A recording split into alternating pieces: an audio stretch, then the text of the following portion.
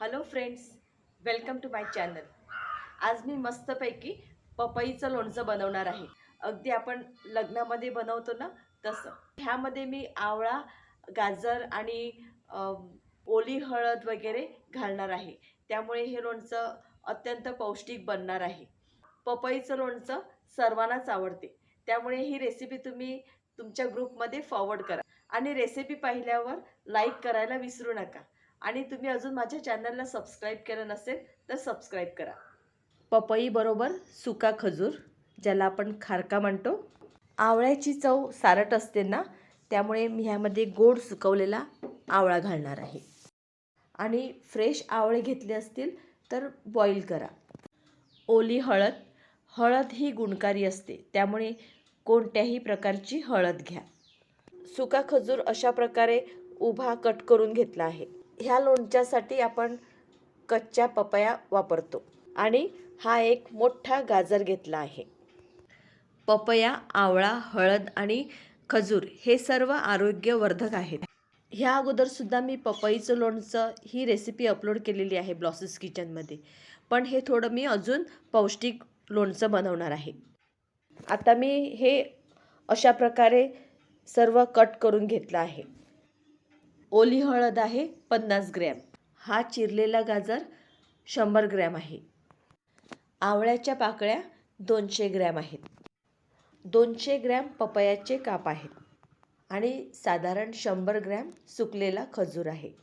एवढं लक्षात असू द्या की हे पपईचं लोणचं आहे ना, ते सर्व इन्ग्रेडियंट ह्यामध्ये अगदी प्रमाणबद्ध घेतलीच पाहिजे असं नाही.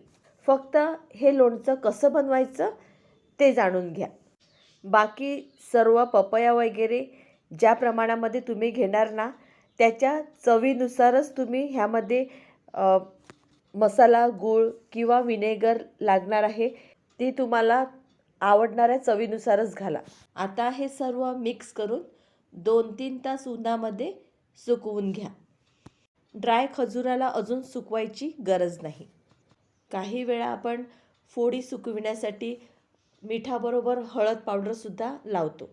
पण ह्यामध्ये हळद पावडर लावायची गरज नाही, कारण ह्यामध्ये आपण ऑलरेडी ओली हळद घातलेली आहे.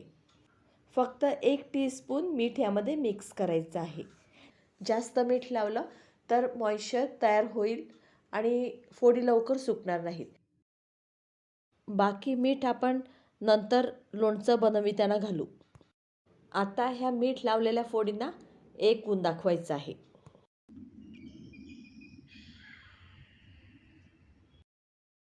खूप जास्त सुकवायचे नाहीत. ह्या दाखविल्या आहेत ना, त्या प्रमाणामध्ये सुकवून घ्या. आता लोणचं बनवायला सुरुवात करूया.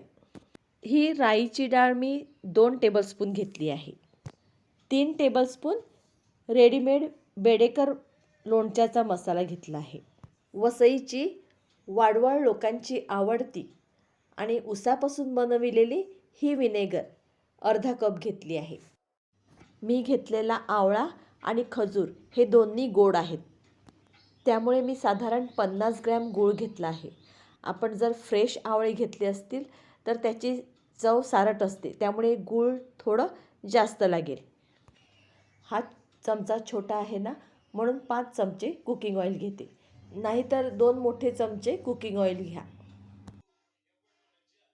तेल गरम झालं आहे. आता राईची डाळ घाला आणि थोडी परतवून घ्या. राई डाळ परतवून झाल्यानंतर गूळ घाला आणि मेल्ट करून घ्या.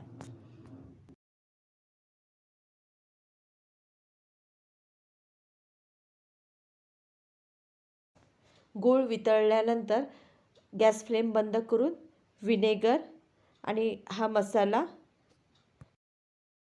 1 छोटा चमचा हिंग पावडर घाला.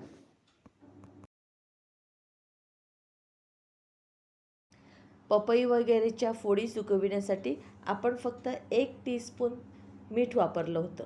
आता आपल्याला ह्यामध्ये साधारण 3 टीस्पून मीठ घालायचं आहे. ज्या प्रमाणामध्ये पपई वगैरेच्या फोडी आहेत ना, त्या प्रमाणामध्येच आपल्याला मीठ आणि मसाला आणि विनेगर वगैरे घालायची आहे. विनेगर घातल्यामुळे गूळ घट्ट झाला असेल तर मिनिटभरासाठी गॅस फ्लेम चालू करू शकता. गूळसुद्धा आपल्याला कमी वाटत असला तर किसून घाला, म्हणजे ह्यामध्ये आपोआप तो मेल्ट होईल. आता सुकविलेल्या फोडी ह्या मसाल्यामध्ये व्यवस्थित एकजीव करून घ्या.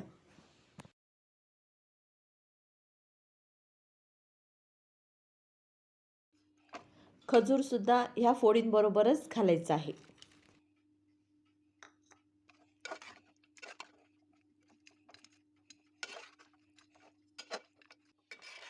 खारका घालून केलेलं पपईचं लोणचं रेडी झालेलं आहे.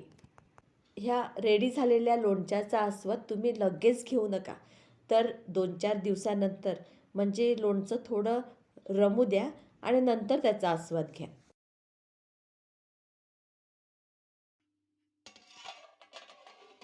जास्त काळासाठी ठेवायचं असेल तर काचेच्या बरणीमध्ये घालून फ्रीजमध्ये ठेवा.